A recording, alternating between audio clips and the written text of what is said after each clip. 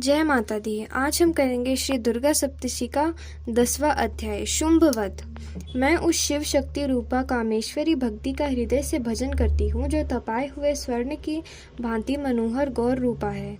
सूर्य, चंद्रमा एवं अग्नि जिनके 3 नेत्र हैं, जिन्होंने चंद्रमा की रेखा मस्तक पर धारण की हुई है और मनोहर भुजाओं में धनुष, बाण, अंकुश, पाश तथा शूल धारण किए हुए हैं।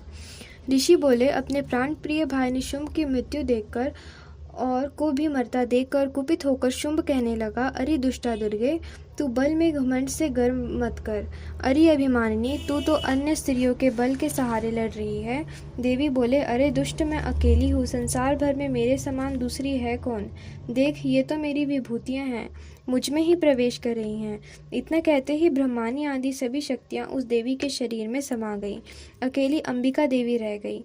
देवी बोली, मैं अपनी ऐश्वर्य शक्ति अनेक विभूतियों के रूपों में पहले यहाँ विद्यमान थी, अब भी मैं रूप मैंने समेट लिए हैं, तो मैं अकेली हूँ, मैं ही युद्ध में खड़ी हूँ और तू भी स्थिर हो जा। ऋषि बोला, तब सभी देवता तथा दैत्यों को देखते देखते देवी और शुंभ इन दोनों में युद्ध छिड़ गया। तीखे बाणों की वर्षा की तथा भयंकर अस्त्र शस्त्र से उन दोनों का युद्ध सभी लोगों के लिए भयंकर प्रतीत होने लगा। अंबिका जितने भी दिव्य अस्त्र छोड़ती जाती, दैत्येंद्र उन्हें निवारक अस्त्रों द्वारा तोड़ता जाता। इस प्रकार परमेश्वरी अंबिका भी खेल ही खेल में हुंकार आदि शब्दों द्वारा दैत्य के छोड़े हुए दिव्य अस्त्रों को तोड़ती गई। तदंतर असुर ने सैकड़ों बाण से देवी को आच्छादित कर दिया। तब देवी ने भी कुपित होकर बाणों द्वारा उसका धनुष काट डाला। धनुष के टूट जाने पर दैत्येंद्र ने हाथ में शक्ति उठा ली।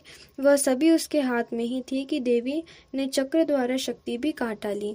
तब दैत्यराज तलवार तथा 100 चंद्रमा वाली चमकती ढाल लेकर देवी पर भागा। तब देवी ने भागते हुए उसकी तलवार तथा सूर्य जैसी चमकती ढाल अपने धनुष के छोड़े हुए तीखे बाणों से तुरंत काट दी और रथ के घोड़े सारथी को भी मार दिया।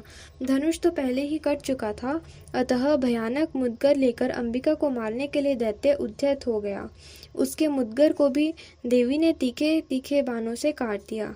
वह दैत्य मुक्का तानकर बड़े वेग के दौड़ा जाते ही उस दैत्येश्वर ने देवी के हृदय में मुक्का मार दिया। देवी ने भी उसकी छाती पर एक चपेट जमा दी। देवी की चपेट लगते ही वह दैत्यराज पृथ्वी पर गिर पड़ा। गिरकर वह फिर सहसा उसी प्रकार खड़ा हो गया। तब उछलकर देवी ने उठाकर आकाश में स्थित हो गया। वहां भी निराधार होकर चंडिका देवी उसके साथ युद्ध करने लगी। आकाश में उस समय दैत्य तथा चंडिका का आपस में घोर युद्ध हो रहा था।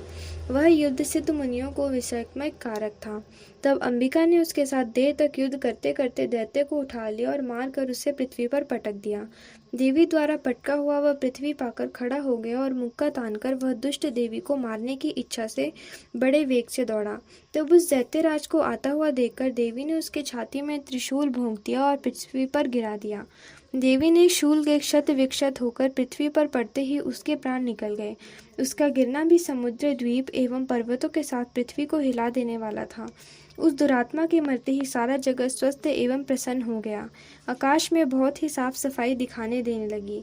पहले भी उपद्रवी मेघ उठ रहे थे तथा उल्कापात हो रहे थे, वे सभी शांत हो गए। दैत्यों के मारे जाने पर नदियां अपने अपने मार्ग पर चलने लगी। उसकी मृत्यु होते ही सभी दैत्यों के मन प्रसन्न हो गए और गंधर्व मनोहर गायन करने लगे। अन्य गंधर्व बाजे बजाने लगे, अप्सराएं गण नाचने लगी, वायु पवित्र होकर चलने लगी, सूर्य उज्जवल होकर चमकने लगा, शांत हुई अग्निशालाओं की अग्नियां जलने लगी और दिशाओं की भयंकर आवाज़ें शांत हो गईं। धन्यवाद। इसी के साथ हमारा 10वां अध्याय भी समाप्त हुआ।